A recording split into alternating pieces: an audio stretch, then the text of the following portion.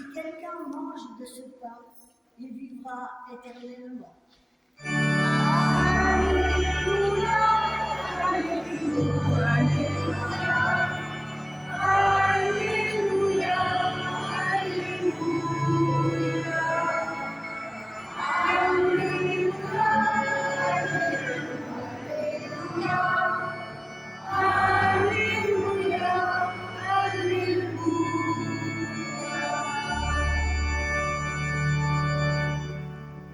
Le Seigneur soit avec vous. Bonne nouvelle de Jésus-Christ selon Saint Jean.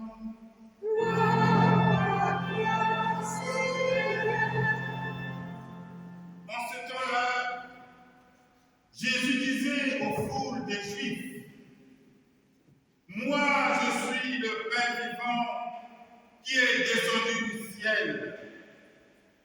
Si quelqu'un mange de ce pain, il vivra éternellement.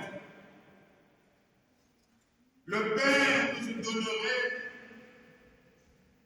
c'est ma chair, donnée pour la vie du monde. Les Juifs se querellaient entre eux. Comment celui-là peut-il donner sa chair à manger?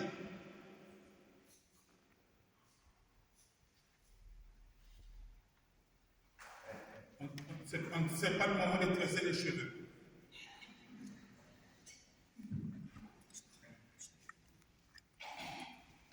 Les Juifs se querellaient entre eux. Comment celui-là peut-il nous donner sa chair à manger?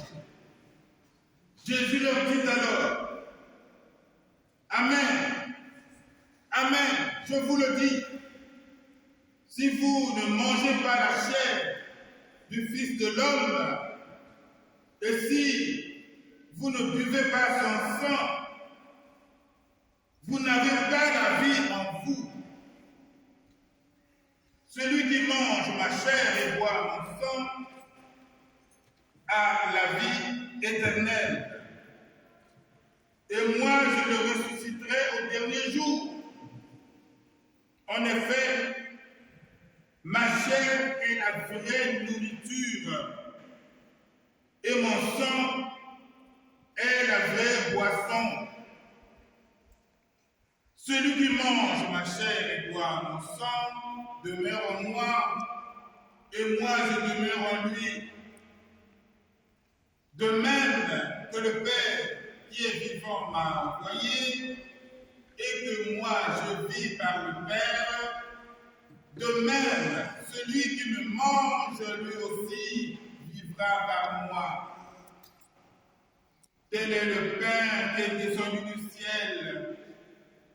Il n'est pas comme celui que les pères ont mangé. Eux, ils sont morts.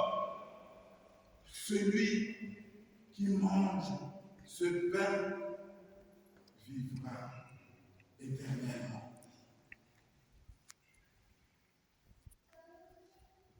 Acclamons la parole de Dieu.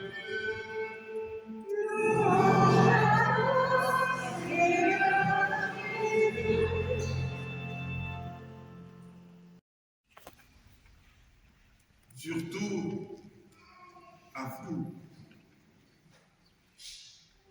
C'est un grand jour. Vous allez faire la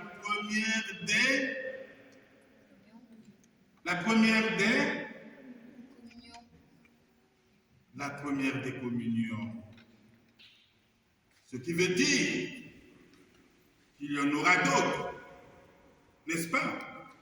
C'est la première des communions que vous connaîtrez par la suite. Aujourd'hui, c'est la toute première. Un grand événement. Moi, j'ai fait ma première de communion le 6 octobre 1966.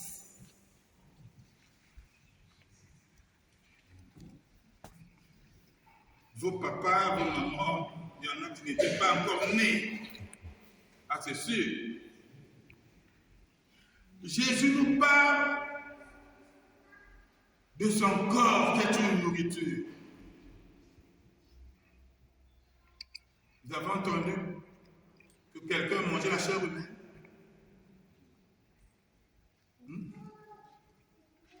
La chair humaine, c'est bon? Certainement pas. Quand Jésus va le dire aux Juifs, les Juifs se disent, mais comment ça?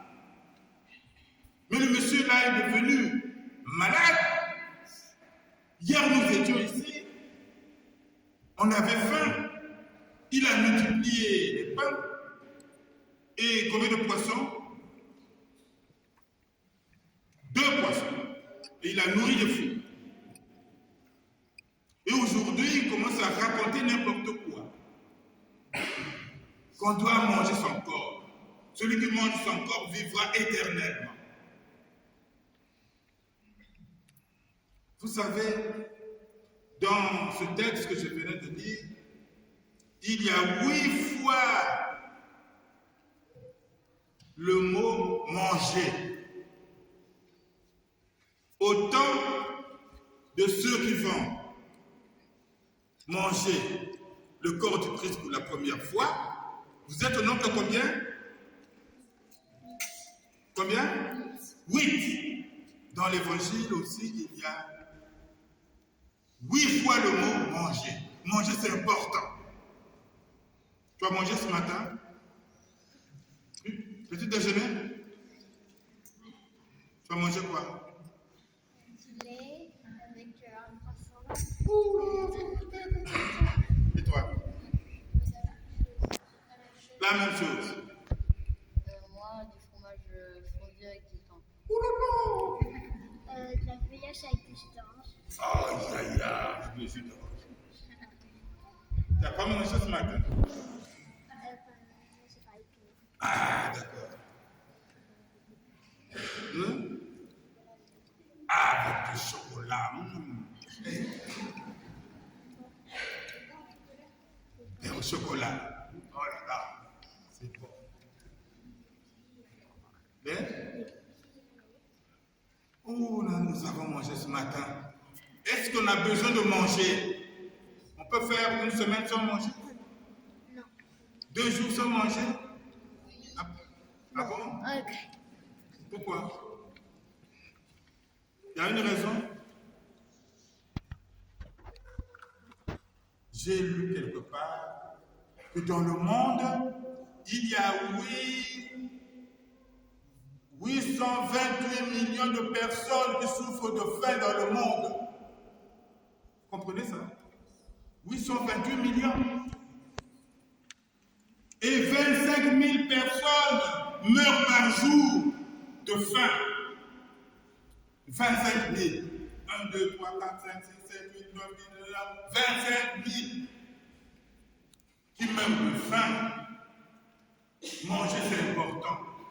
Quand on ne mange pas, on est mal. On a mal au cœur. On a toutes les maladies possibles quand on ne mange pas bien, quand on ne mange pas. Et tenez-vous bien, voilà pourquoi Jésus nous donne aussi à manger. Notre vie spirituelle a besoin d'être nourrie. Voilà pourquoi aujourd'hui vous allez faire la première des communions. Parce que notre vie spirituelle a besoin d'être entretenue. Pour entretenir notre vie spirituelle. C'est avec du pain. C'est avec du pain. C'est avec du pain. Pour notre vie spirituelle, il faut du pain. Il faut des beignets. Il faut des pâtes. Il faut de la soupe. Il parlait de soupe. Ah, tu as mangé beaucoup de soupe, c'est ça? Ah, tu n'aimes pas la soupe, tu m'avais dit. Pour nourrir la vie spirituelle, pour que notre vie spirituelle soit costaud, comme ces personnages que vous avez réalisés, il faut manger le corps du... Tu l'as déjà mangé parmi les enfants. Personne. Et quand allez-vous manger le corps du Christ? Aujourd'hui. C'est ça. Ben, demandons au Seigneur s'il y a 828 millions de personnes qui souffrent de faim dans le monde, est-ce qu'on a fait le bilan de tous ceux qui souffrent de la faim spirituelle? La vie de Dieu que nous avons reçue au baptême a besoin d'être nourrie. Quel est le bilan? Quelles sont les conséquences dans le monde?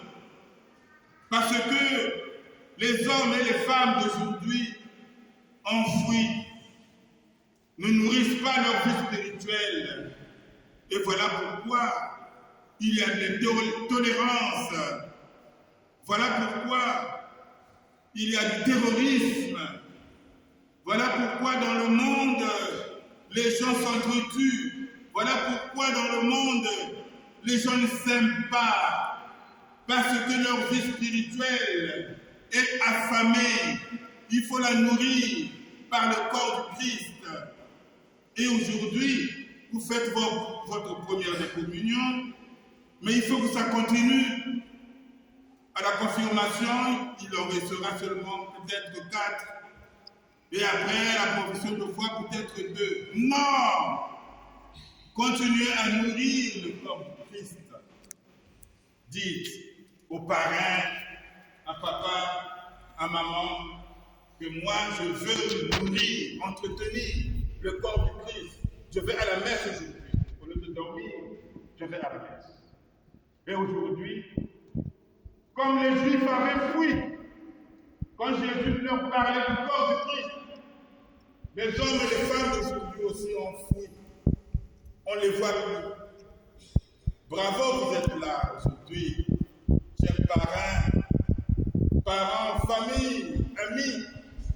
Mais cela doit continuer pour soutenir ces enfants qui ont choisi de nourrir le corps du Christ. Oh Seigneur, en ce jour, donne-nous cette force de continuer à marcher et à nourrir notre vie spirituelle par ton corps. On reprend le refrain là, c'était tellement beau. Le refrain d'entrée, c'était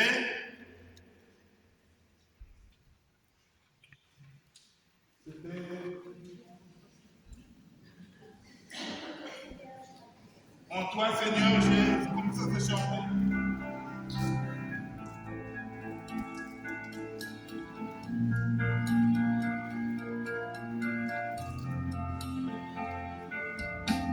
En toi, Seigneur, j'ai ma confiance, tu es mon Dieu. De ton amour, je veux vivre pour toujours. En toi, Seigneur, j'ai ma confiance, tu es mon Dieu. De ton amour, je veux vivre pour toujours.